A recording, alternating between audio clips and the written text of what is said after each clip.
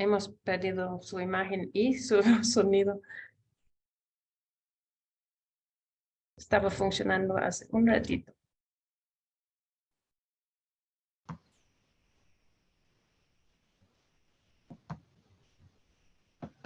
Marielos, Sí, hola, finalmente, disculpen.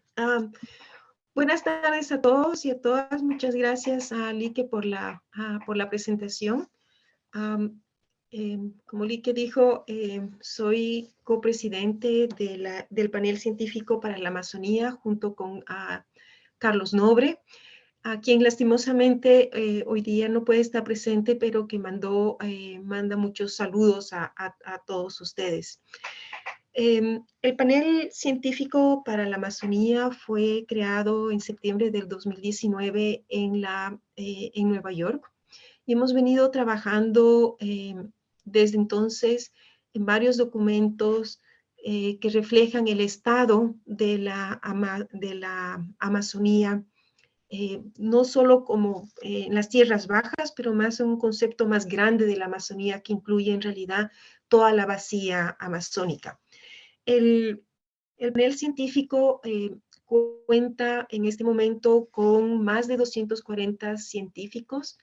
El 65% de estos investigadores vienen de países amazónicos, incluyendo algunos, lastimosamente todavía en bajo número, pero incluye varios autores indígenas.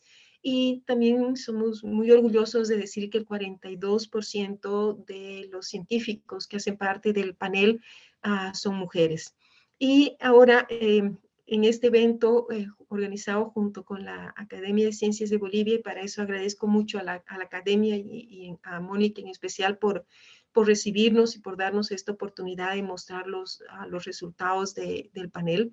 Entonces, en el panel hay varios autores bolivianos que han contribuido también a la elaboración del reporte de evaluación.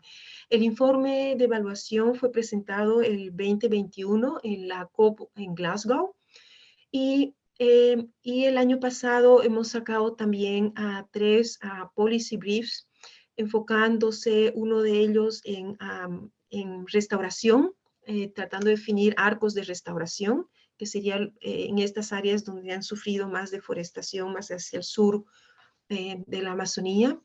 Y también sacamos un policy brief sobre tipping points, que serían estos momentos de inflexión donde pueden haber cambios muy fuertes debido al cambio climático, deforestación y haciendo que el bosque no pueda recuperarse. Y un último, enfocándose en pueblos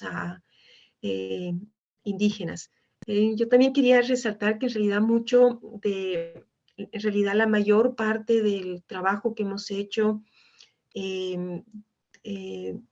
para tener estos informes fue hecho durante COVID, entonces fue realmente un trabajo bastante arduo, pero que ha dado unos frutos, y yo pienso realmente muy impresionantes. Toda la información que hemos generado como panel está disponible en la red, ya sea en inglés y la mayoría también en español. Y dentro de los productos que hemos sacado, a mí me gusta siempre resaltar el informe que tenemos. Es un informe que es más o menos de unas 1,300 páginas y cubre tanto todo el tema de geología, evolución, el estado actual de la Amazonía, cuáles son las mayores amenazas, cuál es el impacto de deforestación, de degradación, minería ilegal, etcétera. Pero también un componente que tiene el informe, que yo creo que lo hace un informe bastante único si lo comparamos a los informes lanzados por IPBES o IPCC, es el hecho de que en la última parte del informe nos planteamos la opción de brindar algunas soluciones para la problemática que encontramos en la Amazonía.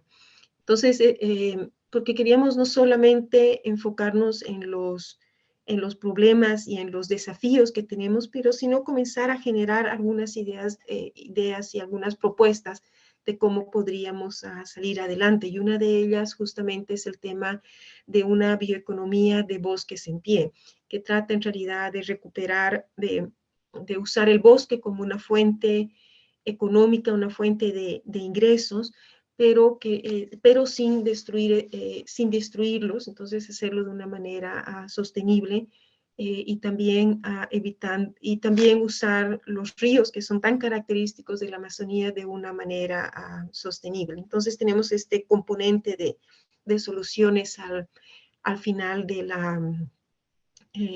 informe. El informe está ahí, como les decía, está online y realmente yo creo que es un material que puede ser utilizado mucho para las clases que damos como fuente, como una referencia para el trabajo que hacemos a diario como investigadores, pero también como educadores. Entonces, realmente me gustaría invitarlos a que los revisen y vean vean los resultados que tenemos. Hoy las presentaciones que van a ver y los paneles que van a ver aquí en adelante se están enfocando en Bolivia, pero el trabajo realmente que hemos hecho es tratar de representar qué es lo que está pasando en la Amazonía como un todo. Entonces, quiero agradecer nuevamente a mis colegas bolivianos. Realmente estoy súper feliz de estar acá, de poder compartir con ustedes y agradecer también a la presencia de las personas que nos están acompañando hoy día. Estamos nosotros entrando como panel científico a una segunda fase. Entonces, estamos trabajando en un plan estratégico hasta el 2025 y entre las cosas y las tareas que tenemos para estos próximos años es tratar de encontrar más autores en las diferentes regiones, países amazónicos. Entonces, estamos ciertamente abiertos a recibir sugerencias de potenciales autores, en este caso bolivianos. Entonces, si tienen sugerencias al respecto, les agradecería mucho si entran en contacto conmigo para hablar un poco más al respecto. Entonces, bienvenidos nuevamente y que disfruten de la sesión. Muchas gracias a todos. Muchísimas gracias, Marielos, por estas palabras introductorias sobre el enorme trabajo que ha hecho el panel científico. Ahora me gustaría dar la palabra a Mónica Moraes, quien es presidente de la Academia Nacional de Ciencias en Bolivia. Y ella es botánica y por causalidad tiene su maestría y doctorado de la misma Universidad de Dinamarca que yo. Y bueno, adelante, Mónica. Muchísimas gracias, Lique. Muy amable. Bueno, quiero aprovechar también de agradecer a nuestra copresidenta de nuestro panel de ciencias en la Amazonía y al equipo del SPA en Nueva York y Sao Paulo, en Brasil.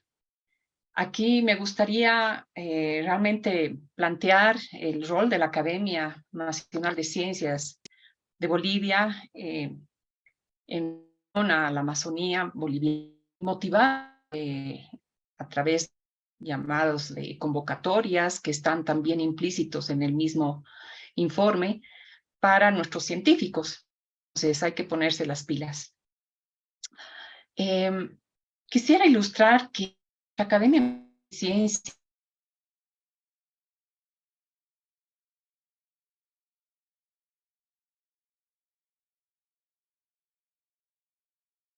de investigaciones en todas las áreas del conocimiento, tanto de las ciencias duras como de las ciencias sociales y humanidades.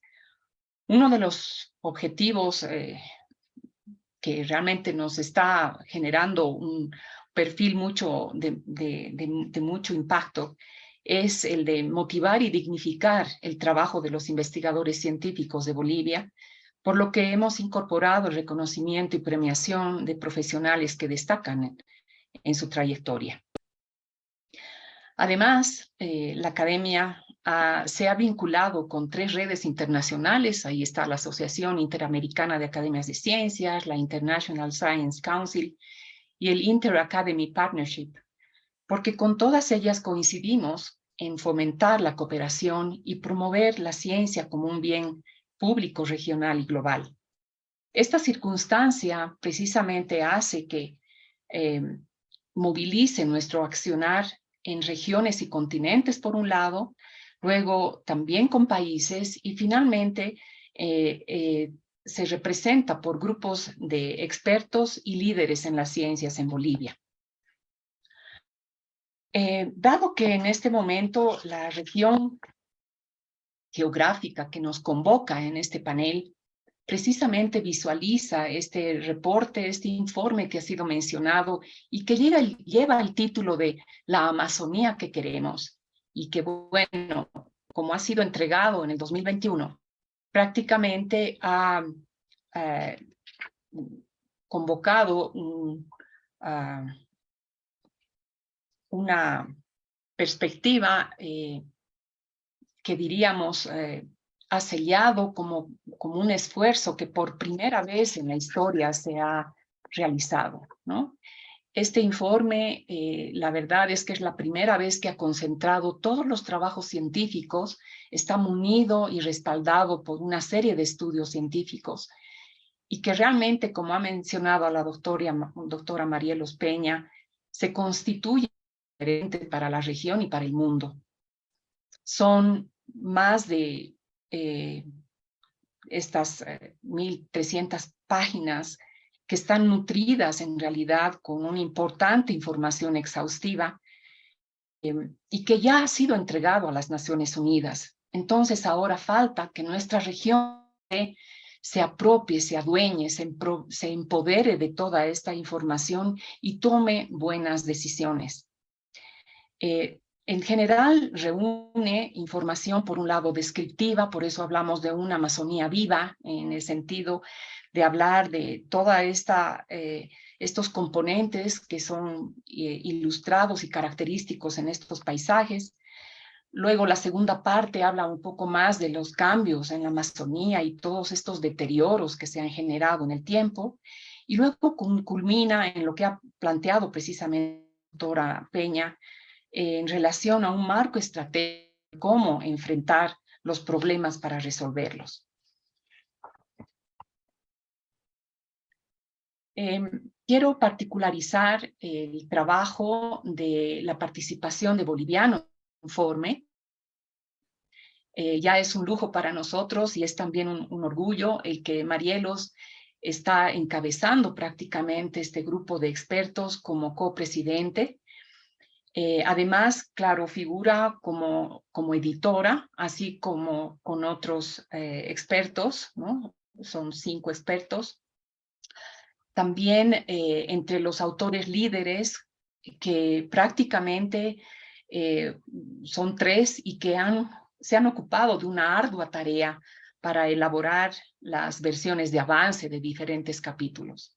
Y finalmente, claro, no menos importante, pero también tenemos a 6 coautores que han sido parte y han acompañado la preparación de estos trabajos. Quiero también mencionar que cuando se evalúa el escenario de la Amazonía, existen 2 grupos de implicaciones, ¿no? Por un lado, a la izquierda vemos tal vez este grupo que está más en relación a los componentes de la diversidad biológica, desde genes, especies, hasta ecosistemas y paisajes. Luego están los procesos y, por supuesto, las comunidades humanas. Y por el otro, está el detalle de los cambios y las transformaciones que han sido relevados, en realidad, en función a la fragilidad, destrucción y su recuperación. Ambos grupos de sistemas o de procesos, en realidad, están afectados, como estamos sintiendo a nivel del planeta, ya es en forma exponencial en tiempo presente y futuro por el cambio climático. Una particularidad de Bolivia es que al momento estaríamos considerando 4 universidades que están retroalimentando tal vez la base de investigaciones a través de sus institutos de investigación. Ahí está en el Beni, en el norte, está la Universidad Mayor de San Andrés en La Paz, la Universidad Mayor de San Simón en Cochabamba y luego la Gabriel René Moreno en Santa Cruz, cada una con carreras que están generando también investigaciones, publicaciones y también formando nuevos profesionales. A su vez, hay 2 museos de historia natural universitarios, en el Beni y el otro en Santa Cruz, que alimentan también estas dinámicas, ¿no? de formar gente y de generar investigación. Y por otro lado, hay 2 museos de historia natural, uno privado en Cochabamba y otro gubernamental en La Paz. Por ello, considero que la convocatoria para este llamado a los científicos de nuestro país genera un llamado que de alguna manera inicia desde la colaboración, la oportunidad entre disciplinas, la equidad, la inclusión, todo en un horizonte integral. Y este flujo puede ser facilitado por varias condiciones, ¿no? El que los actores se involucren, el aval de la conformación de redes, la información que llega en canales hacia los que toman decisiones, mismo contexto regional que supera fronteras en una dimensión regulatoria. Finalmente, a nombre de la Academia Nacional, quiero expresar nuestro agradecimiento al grupo de expertos, que son nuestros panelistas hoy día, por aceptar esta invitación en presentar sus ponencias. Tenemos a Marcos Michel, al doctor Marcos Michel, arqueólogo, Zulema Lem, socióloga, y 4 biólogos. A su vez está Luis Fernando Aguirre, Guido Miranda, Daniel Larrea, que bueno, también cuentan aquí con el aval institucional, y 4 de los 6 han sido parte precisamente del informe. Entonces, a continuación, que seguramente, bueno, ya se estructura este panel, está la modalidad itinerante, en realidad, que organiza el equipo del SPA. Son 3 grupos de temas para incluir las presentaciones. Como pueden notar, el primero se incluyen 2 ponencias para la sesión referida a la presencia de la gente en la Amazonía y vestigios de su presencia en el paisaje. Luego, el estado de la Amazonía en relación a la diversidad biológica, y esta vez con 2 grupos, el de murciélagos y de peces. Y finalmente, concluir con las soluciones en la conservación y uso de los recursos. Muchísimas gracias. Muchas gracias, Mónica. Con esta explicación de la estructura de del resto del evento, seguiremos con la próxima partecito, que es sobre las comunidades humanas en la Amazonía. Y está a cargo a Marcos Michel y Zulema Lem. Y Marcos es arqueólogo y ha trabajado varios años como director general de Patrimonio Cultural del Ministerio de Culturas y Turismo del Estado Plurinacional de Bolivia. Y Zulema es socióloga que ha trabajado más de 30 años con las comunidades indígenas en la Amazonía boliviana, articulando la investigación con el diseño y apoyo en la implementación de acciones estratégicas para la gestión territorial, la conservación y el enfoque de género. Así que adelante los dos. Creo que Marcos va a empezar. Muchas gracias, muy buenas tardes. Permítame compartir pantalla.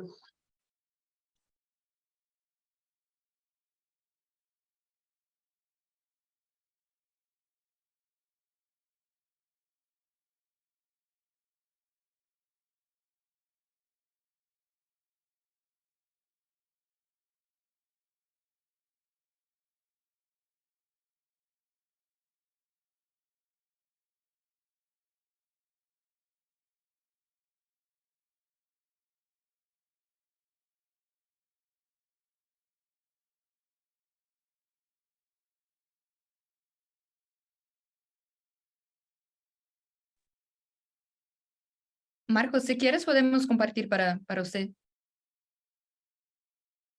No, ya estoy compartiendo en este momento. Vamos a ver los nuevos descubrimientos arqueológicos, son muy importantes a partir de esta ponencia que se llama Manejo arqueohidráulico precolombino del paisaje amazónico de Bolivia. Las construcciones artificiales, como pueden ver en esta fotografía, que son terraplenes, canales, montículos, fosas, diques, son de conocimiento común entre la gente del lugar, pues resultan invisibles para el ojo no entrenado, ya que se encuentran completamente cubiertas de densa vegetación.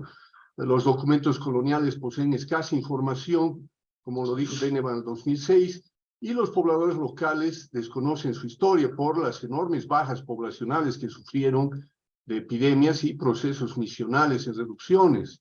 Su descubrimiento arqueológico fue dado a conocer por Nordenskjöld hacia 1913, y estos significativos descubrimientos no tuvieron mayores repercusiones.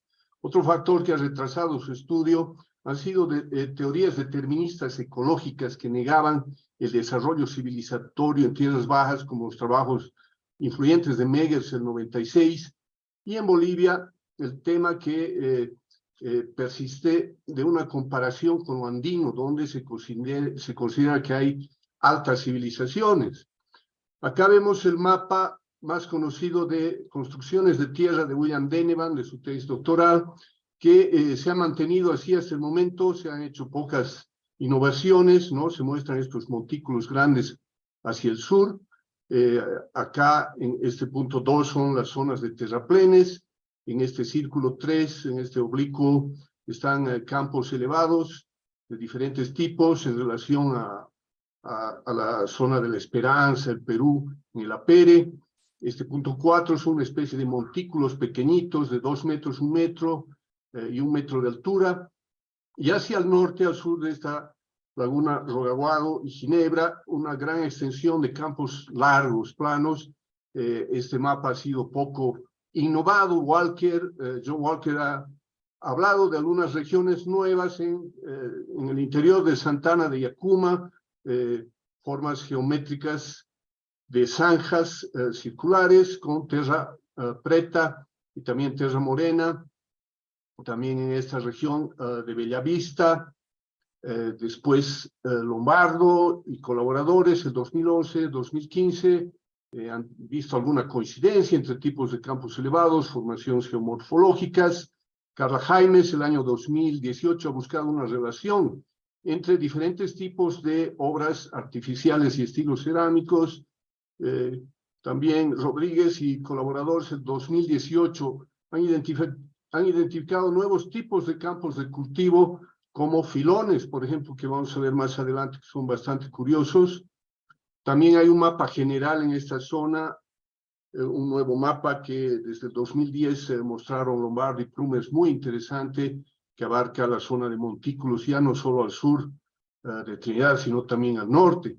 Entonces, este es un mapa que yo propongo en función de que estamos ampliando estas zonas, desconocemos su tamaño. Generalmente lo que vemos es lo que se puede ver en fotos aéreas o imágenes satelitales de lo que se ha despejado, ¿no? Imagínense, hay grandes descubrimientos que ahora dan la vuelta al mundo, como las grandes ciudades al sur de Trinidad, como la Loma Cotoca, lo que están en esta sección del Círculo Verde, pero los montículos, una gran cantidad, se contabilizaron como 2000, están en esta zona más verde claro, ¿no? También los terraplenes, que antes había una pequeña mancha marcada por acá por Denevan, ocupan una enorme extensión entre Trinidad y San Borja, al norte, noroeste de San Borja, al sur de San Ignacio de Mojos, y hacia también la región de la Pere.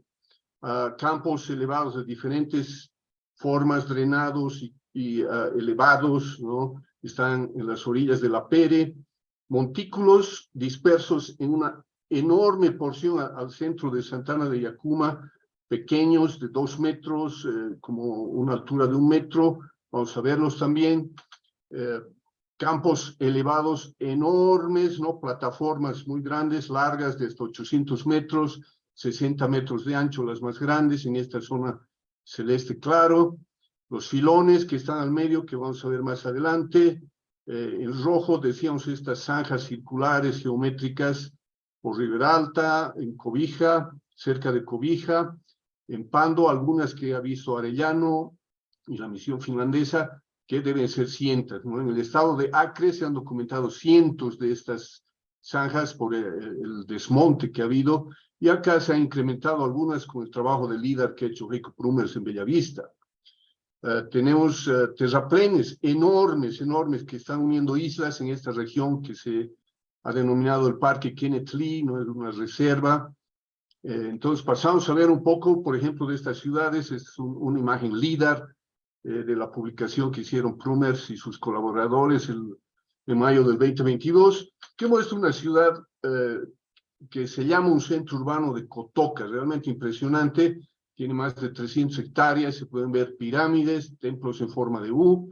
Toda esta parte elevada sería la gran mancha de la ciudadela, con terraplenes que se cruzan, salen radiales, ¿no? Que los hemos visto en diferentes lugares, que se ven muy claramente en La Pampa, no así las ciudades que se pueden ver con el LIDAR. Las zonas de terraplenes, ¿no? Precisamente yo he hecho una tesis entre San Ignacio y Trinidad, que es mi tesis de ingreso a la Academia de Ciencias, donde veo estas formaciones que son realmente impresionantes. Aquí vemos el Guayabal, ¿no? 8 terraplenes confluyen con 7 y continúan a una distancia de casi 5 kilómetros. Al interior tienen camellones, van formando una especie de figuras geométricas en triángulos, cuadrados que retienen agua, y en su interior tienen áreas para pesca o camellones.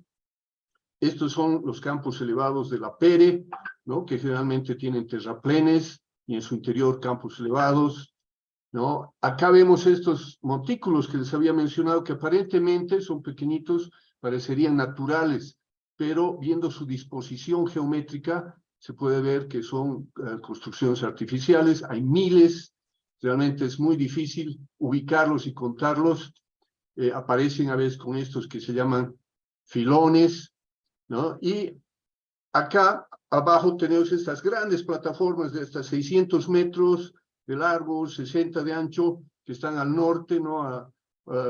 Al sur de las lagunas Rogaguado y Ginebra, que son realmente impresionantes, cubren un territorio enorme. Acá están los filones, que son campos elevados formando una especie de líneas, a veces rectos, a veces como gusanos. También muchos decían, no, eso no es artificial, pero los vemos en distribuciones de patrones alineados hasta en rectángulos, que nos dan cuenta de que sí son artificiales. Hay una extensión enorme en el centro de Santana de Yacuma. Vemos también estas zanjas que les había hablado, ¿no? Estas están cerca de Bellavista. Aquí vemos una huella en profundidad. Acá otra sobresaliendo, crecen árboles sobre el terraplén. Acá una en Puerto Rico, ¿no? Que está cortada por el pueblo mismo, solo se ve la mitad de la zanja. Acá vemos esta región del Parque Kenneth Lee, que realmente es impresionante, con estos enormes terraplenes que se cruzan, que están llegando a las islas, y en medio están estos sistemas en zigzag que Clark Erickson ha descrito como trampas para pesca, ¿no? También han trabajado después otros investigadores.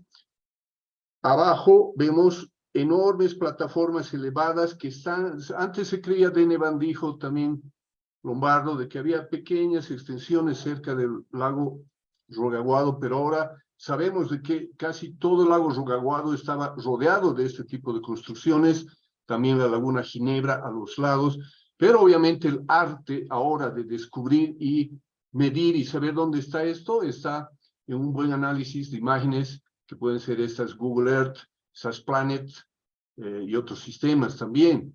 Entonces, en conclusiones, podemos decir que hay diferentes regiones que marcó Denevan entre 1 y 5, con construcciones artificiales de tierra, que en realidad son mucho más amplias y complejas de lo que se creía. No es complicado saber su tamaño real, debido a que gran parte se encuentran cubiertas de vegetación, son invisibles. Ya lo había descrito Erickson y colegas en 93, yo también, el 18. Hay un análisis de los nuevos descubrimientos que en sus características, en el interior de cada una de estas áreas definidas, existen cada vez nuevos tipos de construcciones artificiales. Algunas se superponen. Hemos mostrado y algunas son visibles, otras no, depende del tipo y la calidad de la luz en la fotografía. Es impresionante cómo en algunas imágenes no se ve nada, pero años antes o años después, con otro tipo de luz, todo se encuentra cubierto de estas construcciones. La utilización del LIDAR ha corroborado estos problemas de visibilidad e invisibilidad y obviamente ha ampliado los registros de construcciones artificiales. Entonces son necesarias y de urgencia nuevas investigaciones multidisciplinarias y transdisciplinarias enfocadas a desentrañar el carácter humanizado del bosque y la llanura, ¿no? ¿Qué ha sucedido en campos precolombinos? ¿Cómo se han desarrollado estas grandes ciudades? ¿No? ¿Y qué planteamientos podríamos extraer de esta experiencia de un bosque creado y recreado en el tiempo para el futuro? Esa es mi ponencia, gracias. Muchas gracias, Marcos. Seguimos directamente con Zulema, con la segunda parte de esta parte. Dejar de compartir, Marcos.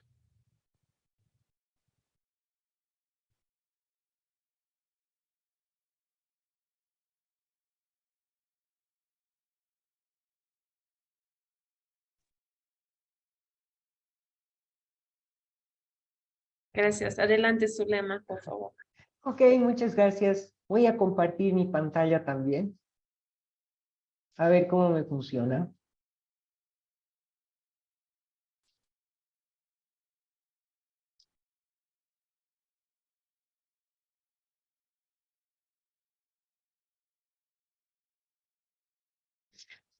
Ok, buenas tardes a todos y a todas.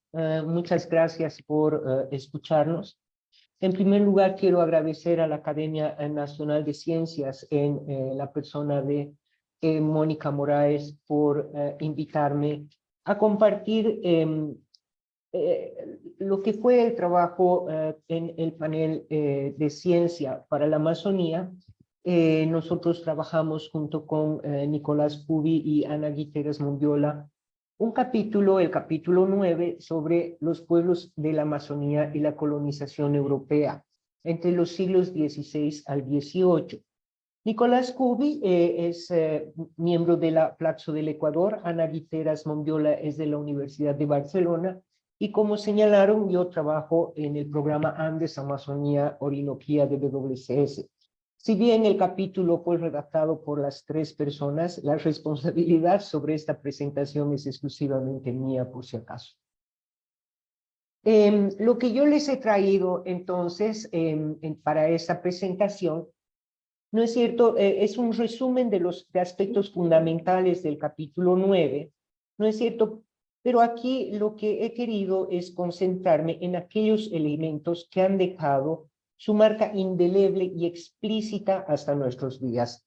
Por tanto, hablaremos de la importancia de este periodo de la conquista y la colonización de la Amazonía entre los siglos XVI y el XVIII. Hablaremos un poco de las implicaciones de los mitos del Dorado, el Paitití, Mojos o el Reino de Lenin.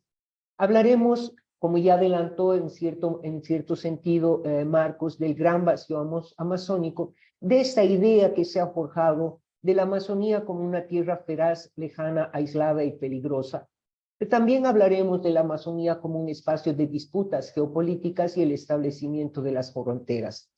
Para rematar, hablando un poco de una dualidad que se gesta en este periodo, que es entre el barbarismo y la civilización, y recogeré algunas de las recomendaciones más importantes de este capítulo en el contexto del conjunto del reporte La Amazonía que queremos. Frecuentemente, cuando se habla de la Amazonía, se piensa que su historia inicia en el siglo XIX con el auge de las gomas elásticas. Sin embargo, como podremos ver, los acontecimientos y procesos de los siglos XVI al XVIII fueron tanto más importantes porque dejaron su huella hasta nuestros días en términos de las percepciones generalizadas respecto de la Amazonía.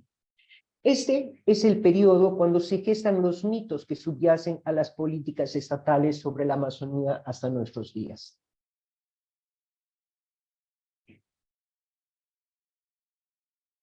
Desde las primeras crónicas del siglo XVI estuvo presente la construcción de mitos sobre la Amazonía.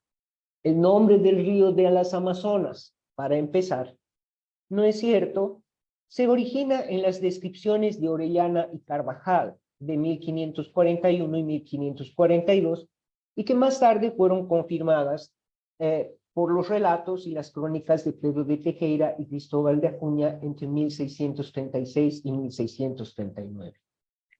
La búsqueda del país de la canela, del dorado, del reino de Lenín, del Paitití o Mojos, es la búsqueda finalmente de un espacio con potenciales riquezas inagotables listas para ser extraídas. Desde entonces, la Amazonía entonces es por un lado, una región pensada como con riquezas inagotables, pero además un espacio vacío que debe ser ocupado de alguna manera. Esta idea tiene su origen en las pérdidas demográficas que afectaron a las poblaciones indígenas durante este periodo. Se estima que en los primeros 100 años de la conquista, la población indígena de la Amazonía se redujo en un 95%.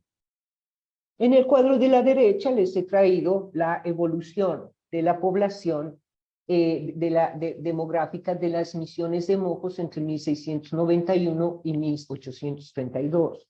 Lo que se puede ver ahí es el incremento de la población, considerando que la fuente es la información ya de los centros reduccionales establecidos o de las misiones. Entonces, lo que tenemos es un incremento de la población hasta 1713 y hasta 1737. Esta subida de la población, sin duda, tiene que ver con el reclutamiento, con el proceso de reclutamiento en las misiones desde la población que todavía estaba en la selva, pero luego obsérvese cómo la población va cayendo hasta que a fines del siglo XVIII y principios del XIX, estas caídas demográficas empiezan un poco a estabilizarse. Entre las causas, por supuesto, están las enfermedades que vinieron de Occidente, fundamentalmente, ¿no es cierto? Pero poco a poco la población empieza a estabilizarse, a adaptarse a las nuevas condiciones y llega el siglo XIX, donde con el auge de las bombas elásticas tenemos nuevas caídas demográficas y por tanto, ¿no es cierto?, las poblaciones indígenas, si bien intentan recuperarse en algunos periodos, nuevamente caen por razones de las enfermedades y de las condiciones a las que son sometidos. Este mismo fenómeno de vaciamiento demográfico dio origen también a otra idea, la del aislamiento geográfico, a lo que coadyuvaron en gran medida la resistencia y las rebeliones indígenas que en muchos lugares alcanzaron un carácter confederado entre numerosos pueblos. Las fracturas inter e intrarregionales entre la Amazonía y los Andes, la Amazonía y el sur, las relaciones entre los pueblos amazónicos surgen un poco también en este periodo. A pesar de lo anterior, cada vez más surgen evidencias de las conexiones interregionales y lo que vemos aquí en la imagen es probablemente el primer mapa de la Amazonía que se nota claramente la representación de cómo el río Amazonas conecta por un lado los Andes, por el otro lado el Atlántico. Perdón. Este mapa muestra los avances de la corona portuguesa desde el Tratado de Tordesillas en 1494 hasta el de San Ildefonso en 1777. Entre 1580 y 1640, la unificación de las coronas portuguesa y española fue aprovechada por la primera para avanzar hacia Occidente. A fines del siglo XVIII, la definición de las fronteras entre ambos reinos era una tarea inaplazable y, por tanto, las coronas destacaron comisiones delimitadoras que contaron con la participación de ingenieros, geógrafos, botánicos y astrónomos.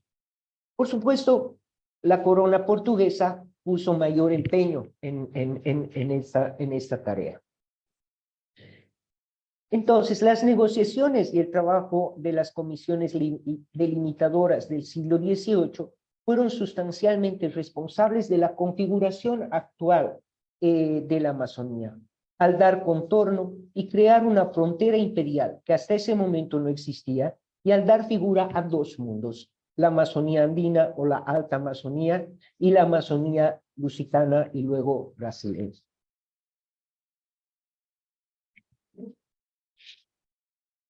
Mientras Portugal privilegiaba la colonización por militares y comerciantes, España lo haría a través de o Castilla y luego España lo haría a través de misioneros que buscaban la evangelización de los pueblos indígenas. El establecimiento de reducciones implicaba el nucleamiento de la población, su sedentarización, el agrocentrismo en tanto la agricultura signo de civilización. También promovió la homogenización lingüística y, como sabemos, en cierto modo, en grandes espacios lo lograron, pero no en todos, y las resistencias indígenas, tanto culturales como las resistencias explícitas en términos de rebeliones, etcétera, etcétera, impidieron que exista una homogenización cultural y lingüística. El propósito, por supuesto, era la evangelización, pero lo que es importante, y sobre todo en este periodo, se da el inicio del establecimiento de una dicotomía entre barbarismo versus civilización, que considera a los pueblos amazónicos como menos civilizados que los pueblos andinos, las ciudades por encima de la selva, la agricultura por encima de las otras actividades como la cacería, la pesca o la recolección, que también se realizan en la región, y no menos importante, la diferenciación incluso entre aquellos pueblos indígenas amazónicos que fueron reducidos al considerarlos más civilizados frente a aquellos que resistieron las reducciones y que hasta el día de hoy son tratados como bárbaros. Al final de todo esto, algunas de las recomendaciones que hemos planteado a partir de este análisis de la historia colonial de los siglos XVII al XVIII, entre ellas se encuentran la necesidad de que las políticas públicas para este sistema socioecológico actualmente requieren una permanente observación crítica para evitar la perpetuación de los mitos y estereotipos de origen colonial. Se requiere evitar la continua construcción de fronteras civilizatorias. Por ejemplo, la expansión de la frontera agrícola tiene mucho de eso, tiene mucho no solo de una razón económica, sino de una razón fundamentalmente civilizatoria. Es indispensable construir relaciones respetuosas con los pueblos de la Amazonía, evitando la imposición de agendas que generan conflictos, expropiaciones, pérdidas, exterminios y otras consecuencias negativas.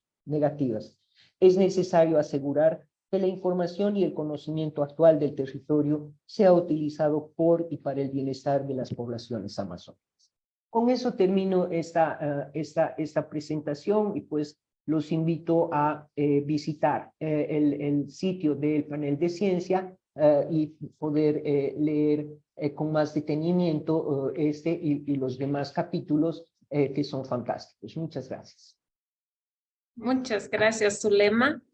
Y también Marcos, con estas presentaciones sobre la historia de la Amazonía, pasamos a la siguiente parte del seminario, que es sobre la situación actual, y está a cargo de Luis Aguirre y Guido Miranda y Mónica Moraes. Y Luis Aguirre es boliviano, biólogo experto en murciélagos, y Guido experto en peces.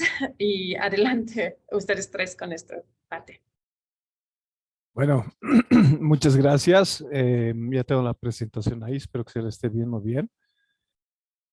Lo que voy a hablar ahora es precisamente, es curioso cómo estamos enfocados en el tema de los llanos y los mojos. Y es porque es realmente un tema relevante. Ahora, desde un punto de vista más chauvinista, por decirlo así, el, el estudio y comprensión de los mamíferos posiblemente sea uno de los más grandes que ha habido, además de las aves, en la Amazonía en general. Y particularmente a mí siempre me ha interesado la situación de los murciélagos hace muchísimas décadas atrás. Entonces es lo que les voy a mostrar un poco hoy día, cuál es la situación precisamente de este grupo de mamíferos como un reflejo de lo que podría extrapolarse, con ciertas salvedades, por supuesto, hacia el grupo grande de mamíferos. Entonces, entendiendo a los murciélagos como un grupo que sirve muy bien para comprender patrones, procesos ecológicos, podríamos tratar de además entender un poco lo que pasa con los mamíferos en general. Cuando hacemos una revisión general, por ejemplo, en Google Scholar o en otros servidores bibliogramétricos, cuando introducimos las palabras claves en inglés, mamíferos y amazonas, aparecen como 110,000 entradas, ¿no? Entonces, la cantidad de información que se produce sobre los mamíferos en general es gigantesca. Obviamente, mientras más vamos viendo temas particulares como murciélagos y los amazonas o como conservación de murciélagos o riqueza de murciélagos, de especies de murciélagos en la Amazonía, el número va disminuyendo en cantidad, ¿no? Y llegando más o menos a las 15,000 entradas aproximadamente bibliográficas. Entonces, sin embargo, igual sigue siendo un valor bien alto y representativo, ¿no? Cuando vamos viendo ya de manera más específica a las sabanas como tal en la Amazonía, tenemos alrededor de 10,000 entradas. Existen 10,000 trabajos que mencionan de una u otra manera la relación de murciélagos sabanas con sabanas y la Amazonía. Y en Bolivia este valor es bastante interesante, son como 3,000, pero ya cuando vamos a los llanos de Mojos como tal, encontramos como 120 entradas. Entonces, existe un montón de información, un sesgo gigantesco hacia los mamíferos en general de la Amazonía, pero cuando vamos viendo de manera más puntual, en particular hacia las sabanas, este número va reduciéndose considerablemente. Ahora, los murciélagos representan casi el 22%, o representa el 22% de los mamíferos en el mundo. Es el segundo orden más grande después de los roedores, ¿no? Es un número realmente impresionante. En Sudamérica, 1/3 de los mamíferos son murciélagos, con 380 especies conocidas hasta la fecha. Y particularmente en la región amazónica, casi la mitad de los mamíferos corresponde a los murciélagos, ¿no? El 47% son especies que están distribuidas en los diferentes ecosistemas, hábitats que están presentes en la Amazonia. Ahora, una de las razones de esta alta riqueza es un poco la historia evolutiva o ecológica también, ¿no? Entonces, en el caso particular de los murciélagos, ya hace millones de años, hace alrededor de 50 millones de años, grupos han ido ingresando hacia la región que sería Sudamérica después y a la Amazonía después, desde el África, ¿no?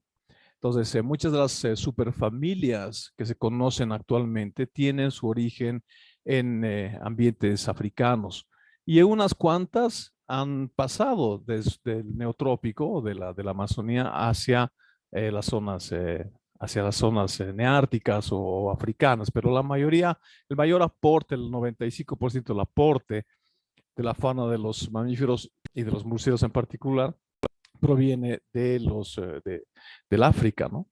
Ahora, ¿por qué hay una especiación tan alta en la Amazonía? Existen muchas teorías y uno de los trabajos más interesantes sobre estas es de Wexler, el 2008, que ya empieza a proponer una comprensión global sobre esto, ¿no? Entonces, hay varias hipótesis que de manera general se las puede resumir como en 3 categorías mayores, ¿no? El clima que habría propiciado los refugios pleistocénicos, especialmente en el Cuaternario, la geomorfología, que tiene que ver con, por ejemplo, los cambios geotectónicos, ¿no?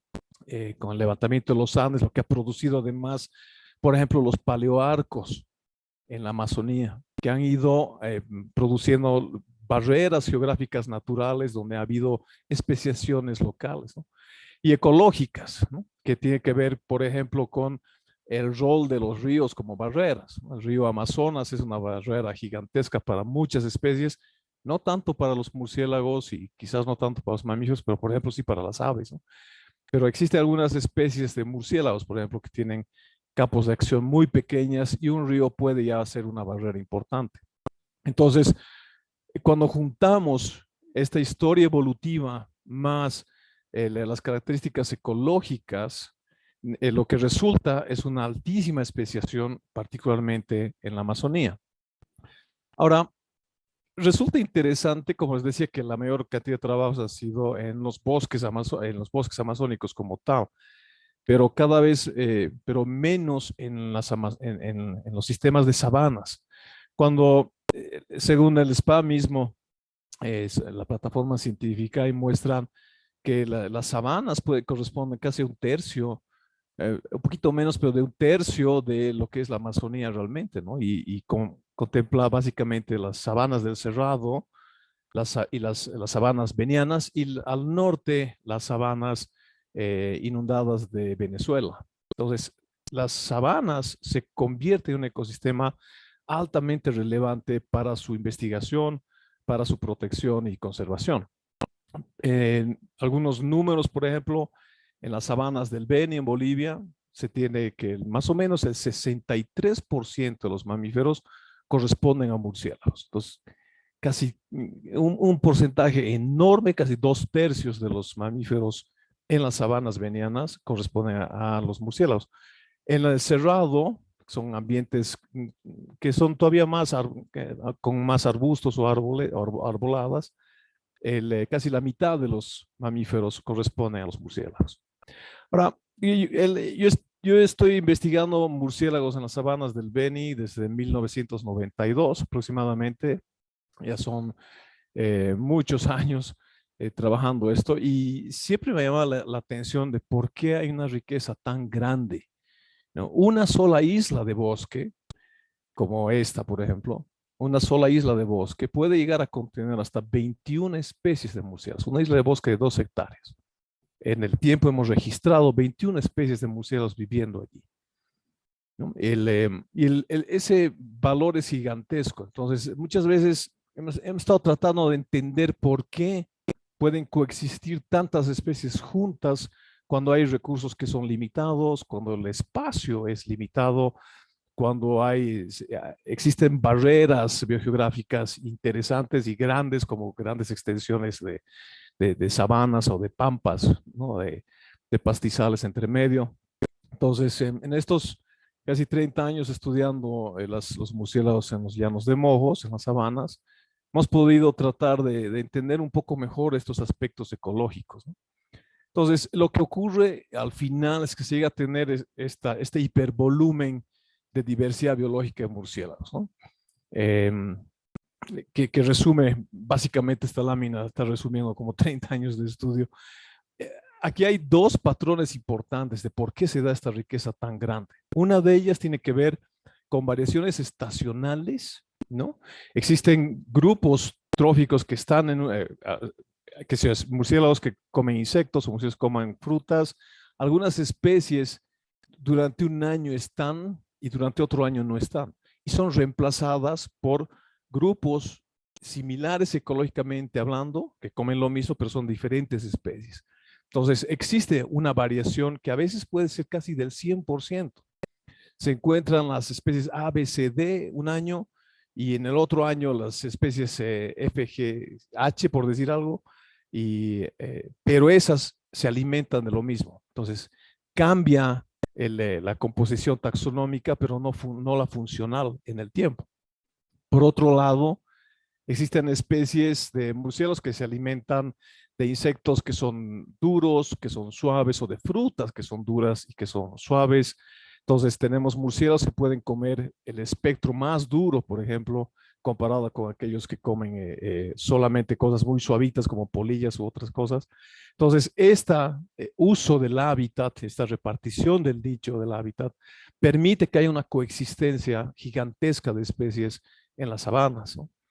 Tenemos especies que se van a alimentar de insectos, de frutas, del vampiro, especies carnívoras e incluso los lugares donde viven. Existen murciélagos que pueden vivir debajo de las hojas de palmeras y otros que viven dentro de los troncos de los árboles. Entonces, existen estrategias ecológicas para evitar competencia de exclusión, ¿no? Entonces, pueden convivir muchas especies juntas. Ahora, estas islas de bosque son pues muy sensibles, ¿no? Al fuego, a la tala, a la intervención, etcétera, ¿no? Entonces, cuando comparamos aspectos de funcionalidad de los murciélagos, por ejemplo, en diferentes ecosistemas o ecorregiones de Bolivia, las sabanas arboladas, que están ahí abajo, las sabanas arboladas tienen altos niveles de polinización, dispersión y control de plagas, y especialmente las sabanas inundables en espíritu, porque presentan un número muy alto de especies que se alimentan de insectos, que pueden ser plagas para la agricultura o pueden ser plagas para la salud humana misma, ¿no? Mosquitos que transmiten enfermedades, etcétera, ¿no? Entonces, el valor de los murciélagos, ecológicamente hablando, es particularmente muy alto en las sabanas en Bolivia, ¿no? Comparada con otro tipo de ecosistemas en la región. Ahora, se tienen muchos datos de monitoreo y posiblemente uno de los hábitats más perturbados en cuanto al fuego son las sabanas precisamente, ¿no? Se estima que o sea, Bolivia tiene 72% de sus áreas han sido quemadas en los sistemas de sabana y obviamente el fuego ingresa a estos lugares, ¿no? Entonces, muchas de estas especies se ven amenazadas y precisamente para esto lo que se hace es tener algunas estrategias que pueden servir para la conservación, como la creación de los KBAs o Key Biodiversity Areas, o áreas y sitios de importancia para la conservación de los murciélagos. Entonces, existen estrategias que deben ser aplicadas para poder permitir la persistencia de los murciélagos y los procesos ecológicos en los que están involucrados, ¿no? Entonces, con eso quería terminar esta presentación. Muchas gracias. Muchísimas gracias, Luis. Ahora, a ver, Guido, como si los peces son tan fascinantes como los murciélagos. Mucho más. Muchísimas gracias. Gracias, Lique. Buenas tardes a todos. Gracias por estar presentes en este diálogo. Bueno, soy Guido Miranda, trabajo en WCS Bolivia y voy a hablarles sobre los peces que tenemos en nuestro país, las amenazas que enfrentan, las oportunidades de investigación que tenemos con ellos y también los desafíos para su conservación. Los peces tienen una serie de amenazas que van con la ruptura de la conectividad, producto de represas existentes y planificadas, ¿no? Como es el caso de las represas en el Madeira, que para colmo no es una, sino dos, que han cortado totalmente la conectividad de la parte alta de la cuenca con el Amazonas, impidiendo que especies como el dorado, una especie emblemática, pueda cumplir todo su ciclo de vida, una especie que se movía mucho, ¿no? Abarcando toda la Amazonía. A esto se suma la constante pérdida de agua a nivel global, ¿no? Con casos dramáticos y alarmantes que se pueden detallar. Las actividades humanas relacionadas con la extracción de áridos para obras de infraestructura, ¿no? Que se usan para los caminos y demás, y que afectan a los ríos. Y no solamente en su estructura, sino también impidiendo procesos naturales como migraciones de incluso especies que antes no se sabía que migraban, como los chipichipis, y que tienen importancia alimentaria para la gente y que se ven afectadas por estas obras.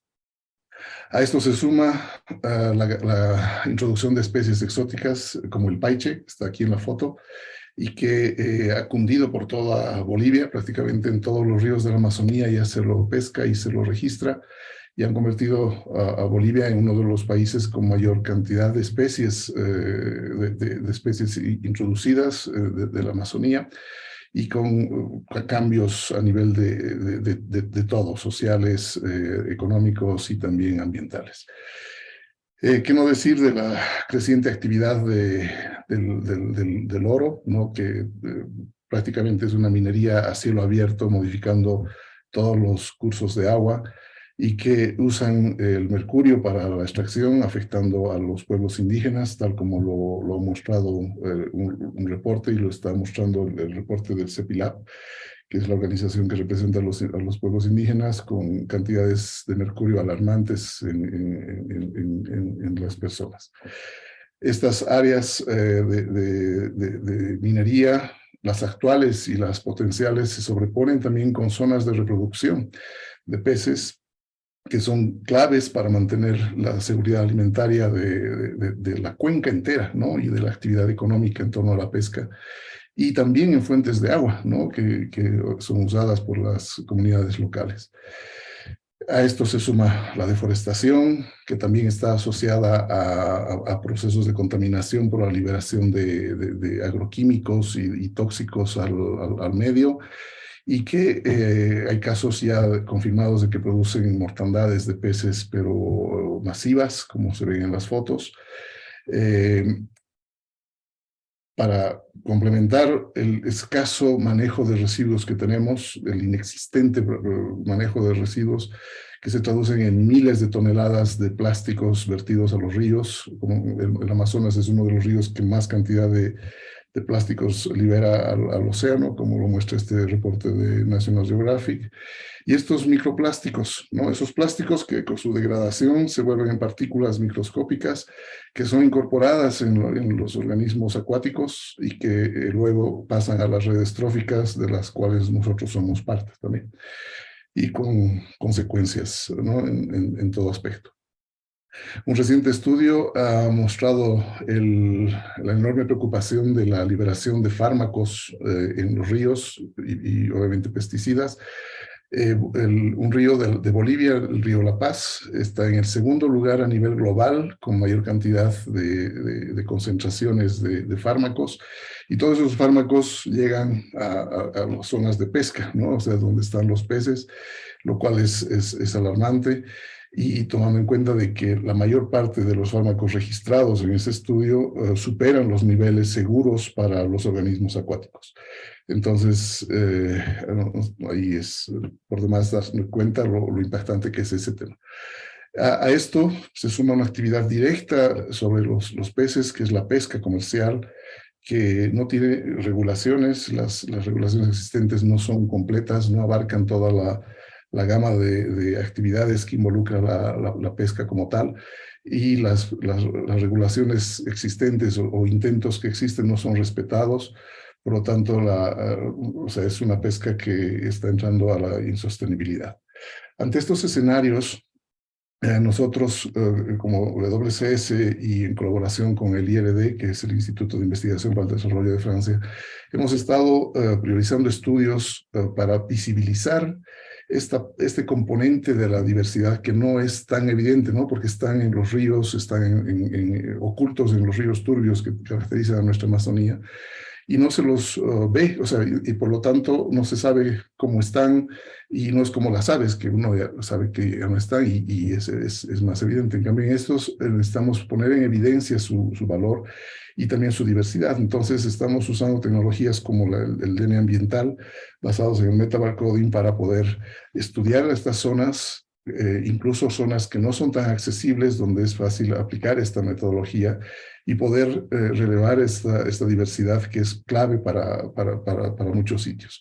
Lo hemos aplicado en los lagos de Mojos, como muchos trabajos han estado girando en torno a esta zona, y donde hemos aplicado esta tecnología. Obviamente vamos a tener resultados pronto de esto, pero la idea precisamente es conocer todos estos patrones. Este es un muestreo que hemos hecho en el río Mamoré con esta misma técnica del DNA para ver las variaciones temporales, ¿no? Para ver cómo cambia de una época húmeda a una época seca a lo largo de todo el río Mamoré y en sus tributarios.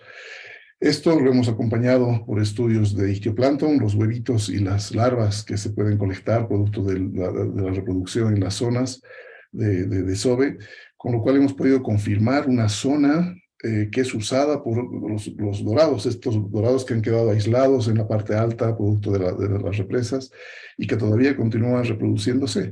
Entonces, con esta información hemos podido definir un área que cumple esos roles de reproducción y que además de cumplir roles nos permite ver que hay una diversidad oculta mucho mayor.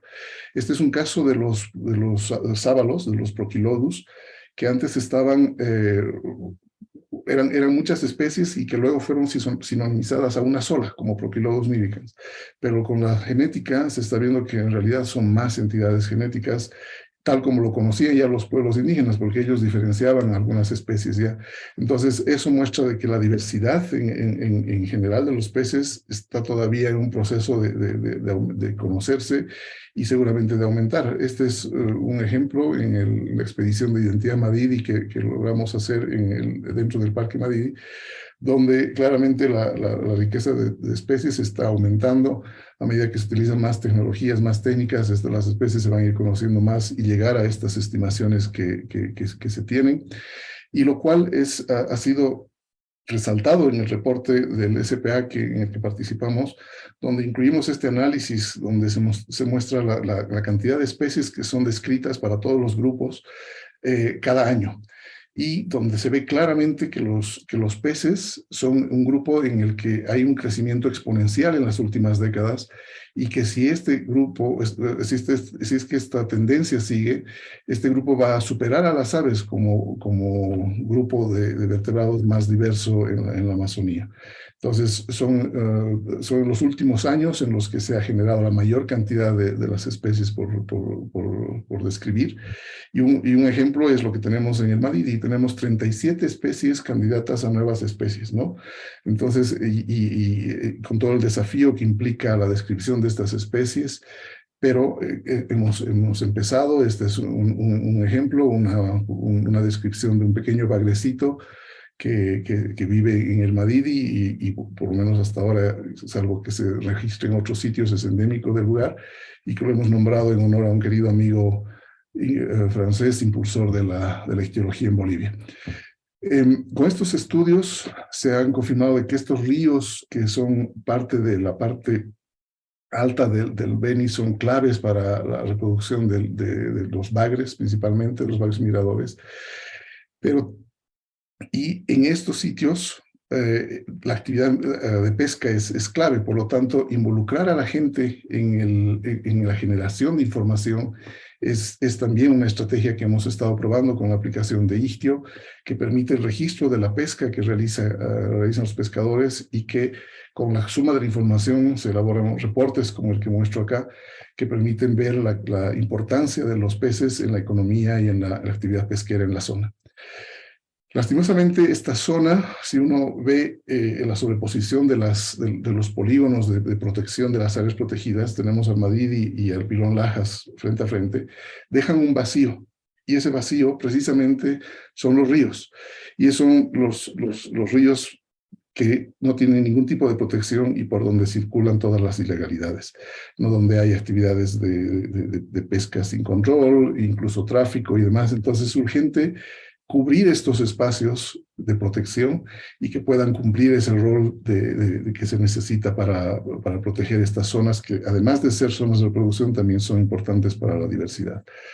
Con Eduardo Veinticinque, un querido amigo Brasil hemos hecho un ejercicio de aplicar las características de la zona de reproducción que confirmamos con los huevos y con las larvas para ver qué otras zonas podían tener esas características. Y hemos definido 22 zonas potenciales que podrían cumplir esos roles y que son las áreas prioritarias para poder confirmar esa funcionalidad y también ver su protección, ¿no? Porque finalmente es necesario recordar de que el agua permanente, estos son cálculos que pueden variar, pero no supera el 5% de la superficie de nuestro país. Y en ese 5% estamos hablando de la presencia del 27.3% de todos los vertebrados de Bolivia. Entonces, son áreas críticas que se necesitan considerar en las acciones de conservación y en las acciones de planificación para asegurar de que sus roles estén cubiertos y evitar un punto sin retorno para el caso de los peces. Muchas gracias. Muchas gracias, Guido. Claramente hay mucha biodiversidad y también muchas amenazas en esta región, así que ahora pasamos a la última sección, que es sobre soluciones, que está a cargo de Daniel Larea y Mónica Moraes. Daniel, adelante. O Mónica quiere primero.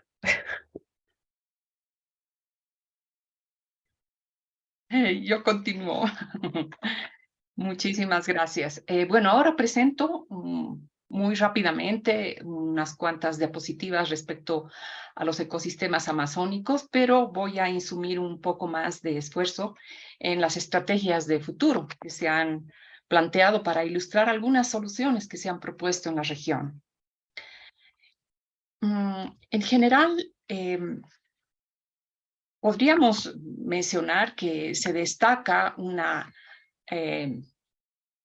total de 50 tipos de ecosistemas, aunque no son expresamente únicos en la Amazonía, ¿no? Es básicamente el insumo de varios elementos biogeográficos que proceden desde los Andes, que se concentran obviamente en la cuenca amazónica, pero también hay migraciones, hay insumos desde el Cerrado, desde el Chaco inclusive, y por supuesto de diferencias, además, a nivel de épocas geológicas que han constituido lo que hoy día conocemos como estos paisajes, pero también el hombre, por supuesto, que ha brindado un sello especial en la región, ¿no? La relevancia de todos estos ecosistemas, en realidad, no solo tiene una implicación circunscrita al continente o a la región donde se encuentra, sino que más bien tiene una repercusión, un impacto global, porque precisamente la dinámica que se genera en esta región amazónica repercute a nivel del planeta, porque cumple estas funciones de regular el clima, ¿no? Para, en realidad, revestir por la cobertura de un bosque continuo, que realmente casi llega a los 6 millones de kilómetros cuadrados, y es única este continuum de bosque a nivel mundial.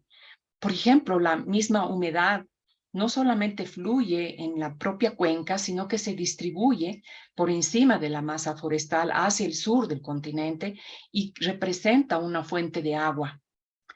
Además, es sumidero, eso ya hemos ido aprendiendo, de carbono al almacenar casi 200.000 millones de toneladas.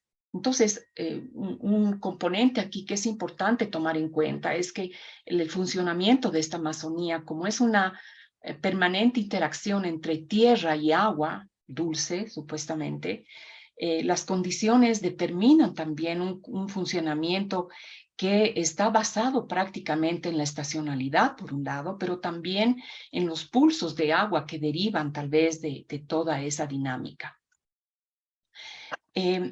Por otro lado, también los tipos de aguas que se han tipificado en la cuenca también establecen una estrecha relación entre los cuerpos de agua y la superficie terrestre de la Amazonía. Los tres tipos de aguas que son típicas son, por un lado, las aguas blancas o café con leche, como las conocemos también, y que tienen abundantes sedimentos que están mezclados y que proceden desde los Andes y que arrastran también muchos nutrientes y determinan la conformación de bosques inundados de Várzea. Várzea, bueno, se apropió prácticamente el término que fue basado en Brasil, pero ya los investigadores estamos completamente familiarizados con este término. Y también, por el otro lado, los bosques de Igapó están determinados por aguas claras que proceden de los dos escudos precámbricos, al norte y al sur de la Amazonía, mezclados con aguas negras, que más bien tienen un alto contenido en materia orgánica. En síntesis, estos caudales de ríos también responden a fluctuaciones de desborde y sequía entre estaciones, y las comunidades de plantas y animales están adaptadas porque también se desplazan naturalmente a través de estas variaciones. Ahora, bueno, ya se han hablado varios grupos de riesgos y amenazas que se generan en la Amazonía y derivan de diversas fuentes, ¿no? Desde la extracción así exhaustiva de recursos como maderas, pesquerías, productos no maderables, la instalación de cultivos extensivos, la Amazonía expansiva, los megaproyectos, la minería, el petróleo y la consiguiente transformación, especialmente a nivel de paisaje, o ya no es algo que se circunscribe a nivel local.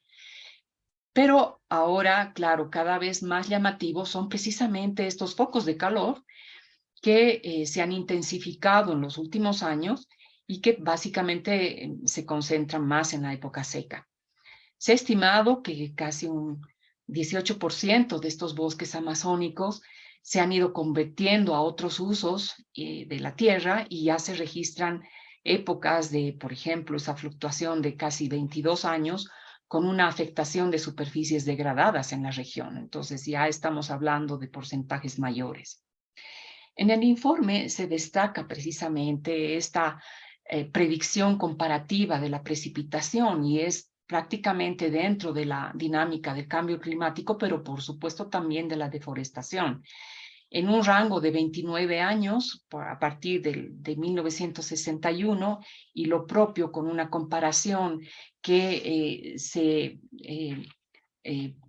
predice prácticamente para comenzar desde los 2040, desde el año 2040, muestra que ya hay patrones en la distribución de lluvias. Ahora conocemos que hay una zona de distribución de lluvias en los bosques amazónicos, pero en esta predicción, en esta proyección futura, se resalta ya una discontinuidad prácticamente de dos grupos de manchas muy, muy preocupantes, ¿no? Que es una sombra de sequía en extrema en el noreste de la Amazonía, pero también en el sudoeste de la Amazonía, y esto afecta realmente en forma notoria en el caso de Bolivia. Ahora, para el propio planteamiento de las estrategias que están planteadas en el informe, las soluciones de la Amazonía están prácticamente involucradas en un escenario donde se hace indispensable que sea reconocido como una pan-Amazonía, ¿no? Es decir, un horizonte sin fronteras, digamos, y que esté además vinculado con los objetivos de desarrollo de las Naciones Unidas. Estos ODS, como varios de ustedes han debido conocer, involucran todos los componentes que están en este escenario: gente, prosperidad, planeta, alianzas, paz, ¿no? Y una línea de trabajo transversal sería la restauración de los bosques y de los ecosistemas acuáticos, pasando por encima de estas fronteras y para tal vez lograr una mejor eficiencia y un impacto a largo plazo. De esta manera se incluyen también mejores tal vez condiciones para la conservación de la vida en general, ¿no? Desde la biodiversidad, los cultivos y las culturas, que además requieren de un sistema de monitoreo y de evaluación para atender las consecuencias y los grados de deterioro que se vienen y que ya están presentes en realidad.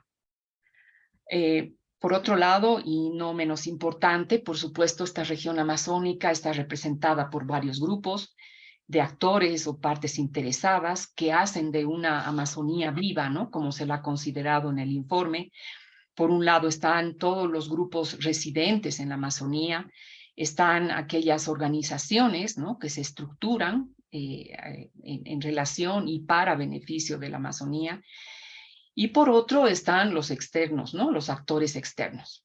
En general, estos grupos de partes interesadas aprovechan, gestionan, gobiernan y comparten esta región. Entonces, el informe es prácticamente un portavoz donde la ciencia plantea en realidad una conexión entre todos para resolver problemas de la Amazonía, especialmente fortaleciendo estos niveles de gobernanza por un lado y gestión de la tierra y los recursos naturales por otro. Esto sería como un ensamble de esfuerzos medulares, o sea, son esenciales para lograr amortiguar los efectos desfavorables y tal vez reconstruir pautas naturales. Otro planteamiento es precisamente la conexión entre lo rural y lo urbano, donde están ensayando estos conocimientos entre la ciencia y los sabios, los conocedores, y que establecen estas alianzas en colaboración, generando experiencias que vinculan los conocimientos hacia una educación intercultural que fortalezca ámbitos urbanos y rurales. Entonces aquí, claro, es la forma, digamos, de aprender a estructurar una ciudad o un concepto de ciudad y de bosque inteligente. Y finalmente, claro, como sello de este informe, realmente se consideran precisamente esta pauta de desarrollo sostenible, reduciendo la deforestación, los incendios y todos los impactos desfavorables basados en una alianza de colaboración entre todas las partes involucradas en esta región. Muchísimas gracias. Muchas gracias, Mónica. Pasamos a la última presentación de Daniel Larrea, por favor. Estamos con poco tiempo.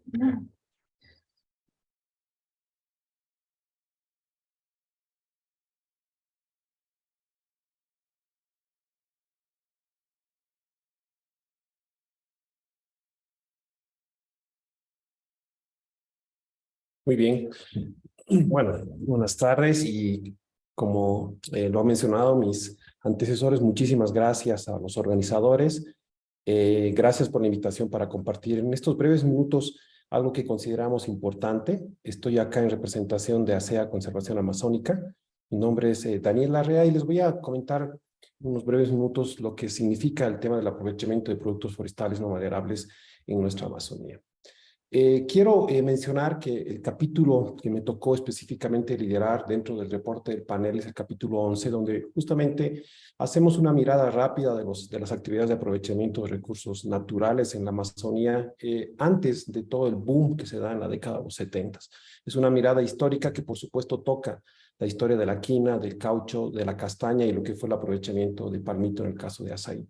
Y lo interesante es entender que estos recursos han formado parte del Producto Interno Bruto de muchos de los países en esas décadas y que se ha englobado en lo que hoy se conoce o se está manejando como el concepto de bioeconomía, ¿no? El aporte al Producto Interno Bruto del aprovechamiento bajo criterios de sostenibilidad de lo que son los recursos forestales no maderables, ¿no? Una realidad que ha cambiado en particular para estas últimas décadas, ¿no?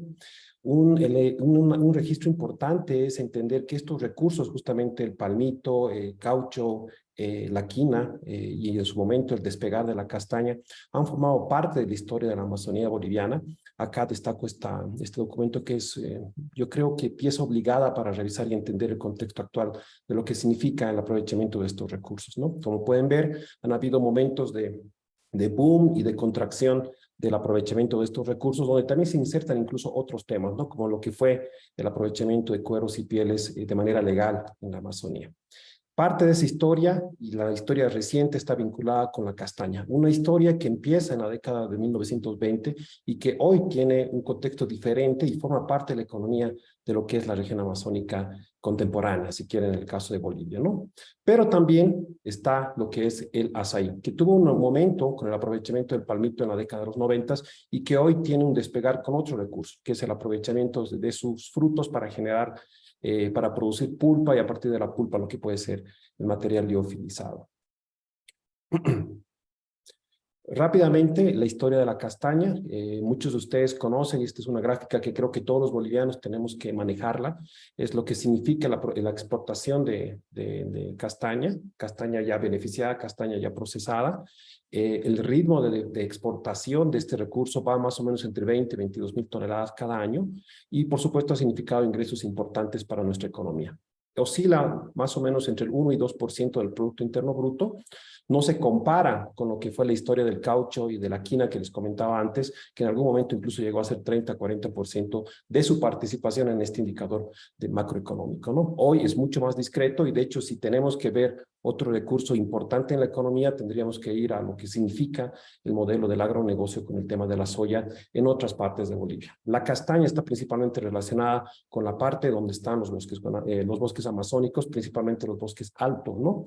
Y existen algunas características particulares que se han ido consolidando en las últimas décadas. Por ejemplo, en esta diapositiva ven cuál es la unidad de venta de la castaña en cáscara, la castaña que se extrae directamente del bosque. Son estas bolsas o barricas de 69 kilos, lo que equivale a 3 cajas de 23 kilos cada una, que también es otra unidad de la venta de la materia prima. Quisiera compartir con ustedes algunos datos que seguramente muchos de ustedes también ya lo han escuchado. Estamos hablando de 130, 135 millones de dólares que salen cada año como producto de la exportación. Bolivia es uno de los principales países, si no el más consolidado en las últimas décadas con la exportación de este recurso. El aprovechamiento de la castaña implica al menos entre 80 y 90 mil personas que se involucran con el aprovechamiento de este recurso en el bosque. Y sabemos que representa entre el 45 y 50% del ingreso de muchas de las familias hacia el norte del país. Eso puede cambiar dependiendo del municipio. Hay municipios donde ya existe actividad ganadera, por ejemplo, y parte del ingreso familiar también puede reflejar lo que significa el tema ganadero como algo que no es alejado a la realidad de la Amazonía y que es mucho más complicado, entre comillas, en otras Amazonías de la región, por ejemplo, la de Brasil. Quiero compartir con ustedes también estos datos. Estamos hablando de 8,4 millones de hectáreas de bosque amazónico que contiene castaña. Esto representa el 7% de la superficie de Bolivia. Estamos hablando de que esta superficie de bosque puede estar almacenando o albergando más de 20 millones de árboles productores de castaña. Esa cantidad de árboles implica 236 mil toneladas de castaña en cáscara, es decir, castaña que puede salir del bosque, y eso significa más o menos 68 mil toneladas que podrían ser las que se pueden beneficiar, es decir, las que pueden pasar a la fase de transformación. Este dato es importante porque, como les comentaba, entre 20 y 26 mil toneladas es lo que se exporta anualmente, pero el potencial productivo es mucho más, ¿no? Es algo que no deja de ser un dato importante para la economía nuestra, ¿no? La castaña sigue siendo una especie que ha dirigido y dirige muchas investigaciones a nivel no solamente técnico, con generación de datos, sino también con la idea de generar preguntas y responder hipótesis, ¿no?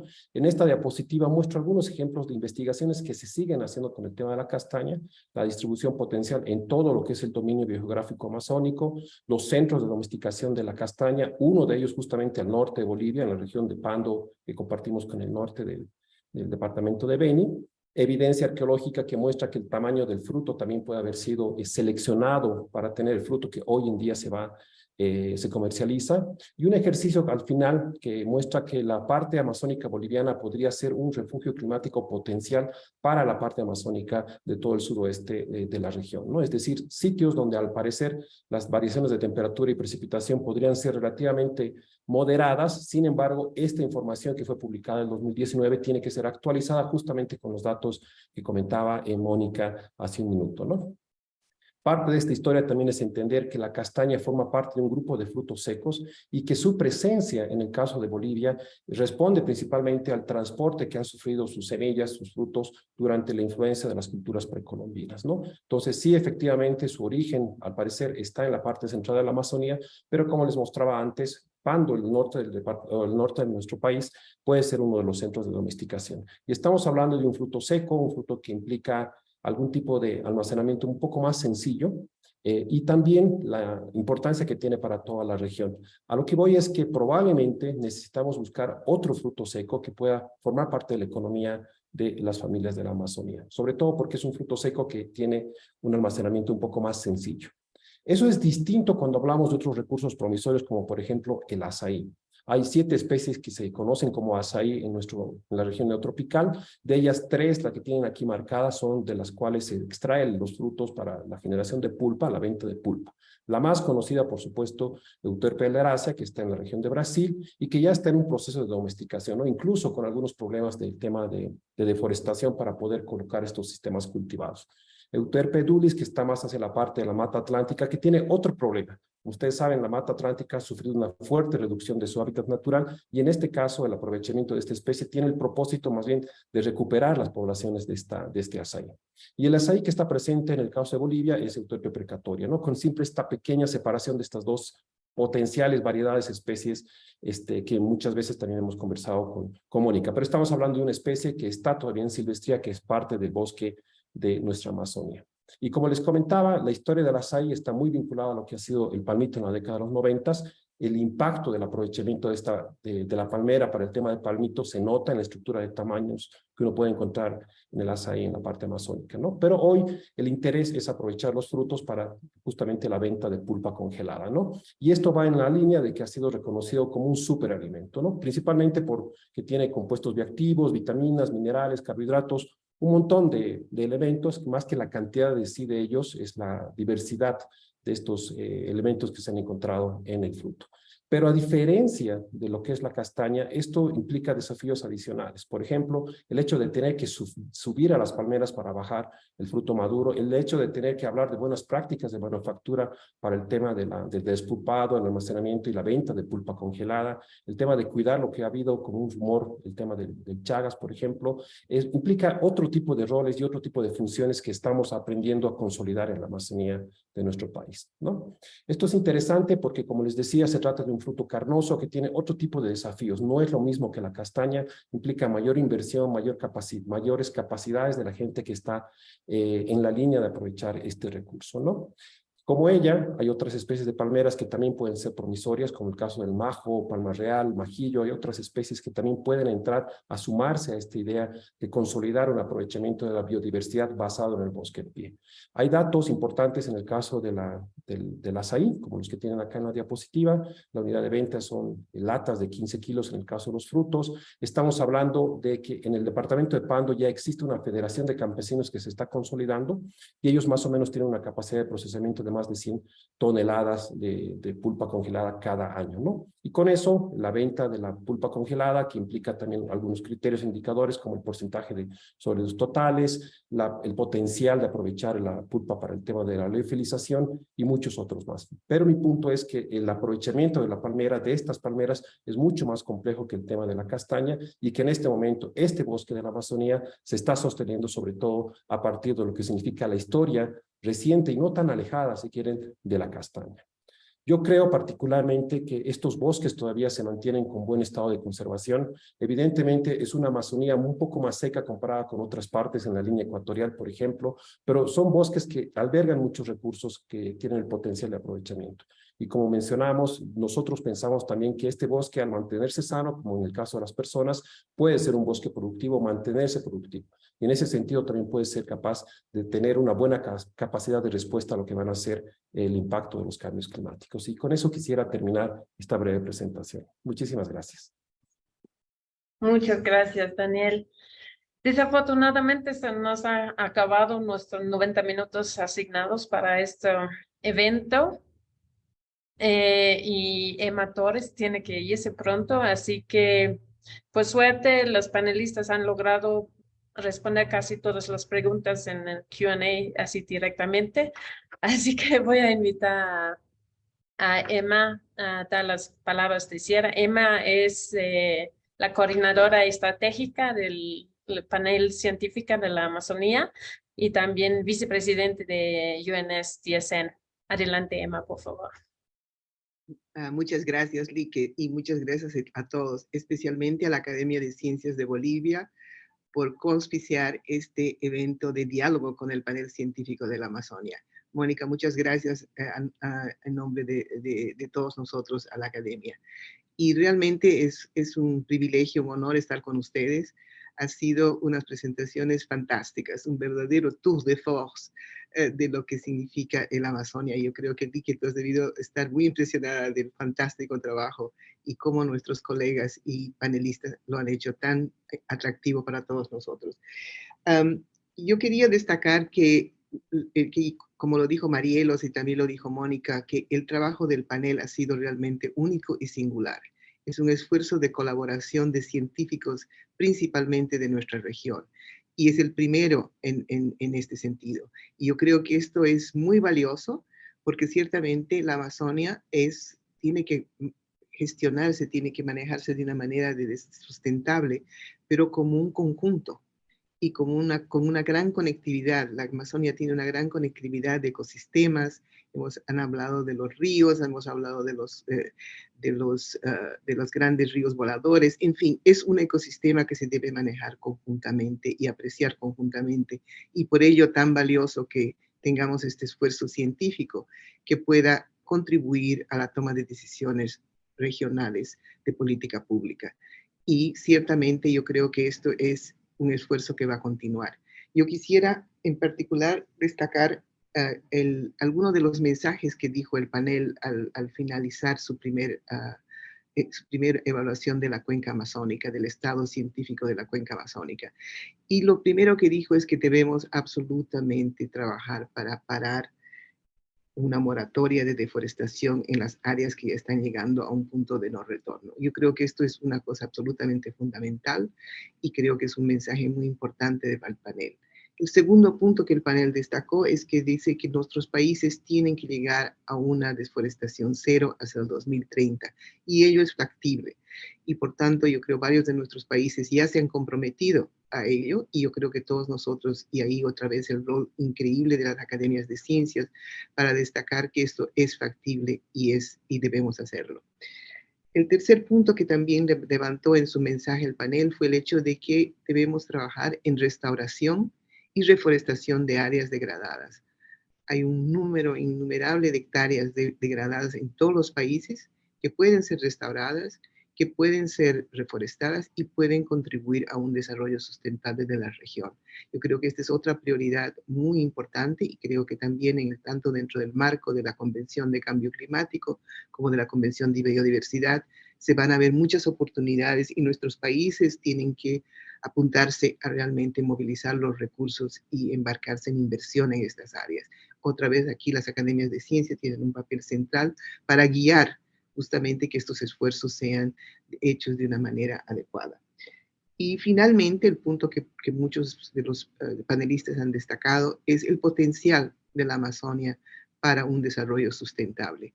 Y aquí otra vez la necesidad de una gran inversión en ciencia, en tecnología, en innovación, para que la Amazonia pueda ser realmente o contribuir al desarrollo sustentable de sus poblaciones, pero también de nuestros países.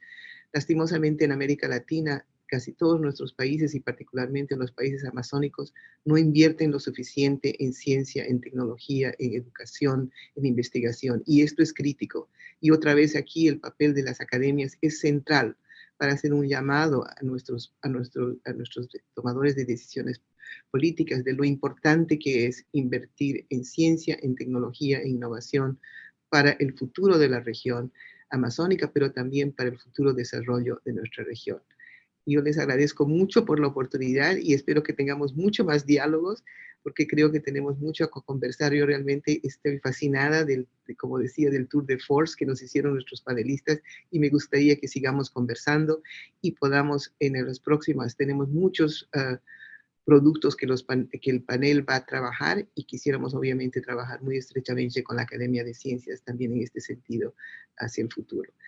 Quiero también anunciarles que vamos a desarrollar en el próximo año un curso en línea que va a ser un curso sobre todo el informe. Y yo creo que este va a ser un curso que lo vamos a hacer en inglés, español y portugués, justamente para ponerlo a disposición de las academias, de las instituciones, de las universidades, para que se pueda conocer el gran esfuerzo y trabajo que hizo el panel para poder avanzar en la comprensión de la cuenca amazónica. Muchas gracias, Lique, y muchas gracias a todos por la oportunidad de juntarme con ustedes. Mil gracias, Emma, por estas palabras de cierre y con un agradecimiento a todos nuestros panelistas y participantes. Queda cerrado esto con la invitación a explorar más en la página web de The Amazon We Want.